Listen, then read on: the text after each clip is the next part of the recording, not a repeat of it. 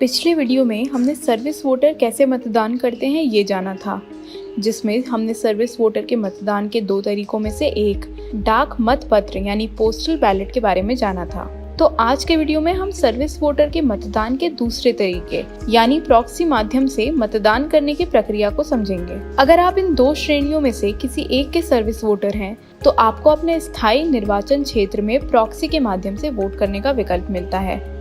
ये 2 श्रेणियां हैं: सशस्त्र बलों के सदस्य यानी थल सेना, नौसेना और वायुसेना के सदस्य, असम राइफल्स, केंद्रीय रिजर्व पुलिस बल, सीमा सुरक्षा बल, सीमा सशस्त्र बल, भारत तिब्बत सीमा पुलिस, केंद्रीय औद्योगिक सुरक्षा बल, जनरल इंजीनियरिंग रिजर्व बल और सीमा सड़क विकास बोर्ड के तहत सीमा सड़क संगठन के सदस्य। अगर आप प्रॉक्सी वोटिंग के विकल्प को चुनते हैं तो आप वर्गीकृत सेवा मतदाता यानी क्लासिफाइड सर्विस वोटर कहलाए जाते हैं। प्रॉक्सी के माध्यम से मतदान करने का ये विकल्प राज्य के सशस्त्र पुलिस बलों या विदेश में सेवारत सरकारी अधिकारियों और राजनयिकों के लिए नहीं है। आप अपने स्थायी निर्वाचन क्षेत्र में रहने वाले किसी भी व्यक्ति को आपका मतदान करने के लिए अपने प्रॉक्सी रूप में नियुक्त कर सकते हैं, अगर वह व्यक्ति उस निर्वाचन क्षेत्र में कुछ समय से रह रहा हो और भारत का नागरिक हो, उसकी उम्र 18 साल या उससे ज्यादा हो, आपके निर्वाचन क्षेत्र की मतदाता सूची में वोटरों के रूप में पंजीकरण करने पर वह प्रतिबंधित ना हो।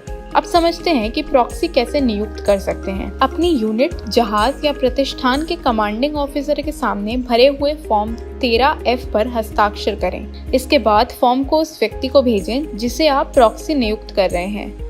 प्रॉक्सी को नोटरी या प्रथम श्रेणी मजिस्ट्रेट के सामने फॉर्म पर हस्ताक्षर करने होंगे और इसे आपके निर्वाचन क्षेत्र के रिटर्निंग ऑफिसर को देना होगा।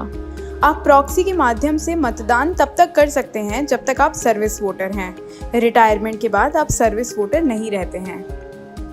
एक बार प्रॉक्सी बन जाने के बाद वह आपका प्रॉक्सी बना रहता है। केवल उसकी मृत्यु होने या आप उनकी नियुक्ति रद्द करने पर वह आपका प्रॉक्सी नहीं रहता है। अगर आप पोस्टल बैलेट माध्यम से वोट करने के लिए इसे रद्द करना चाहते हैं तो आपको फॉर्म 13G भरना होगा और फिर इसे अपने रिटर्निंग अधिकारी को भेजना होगा।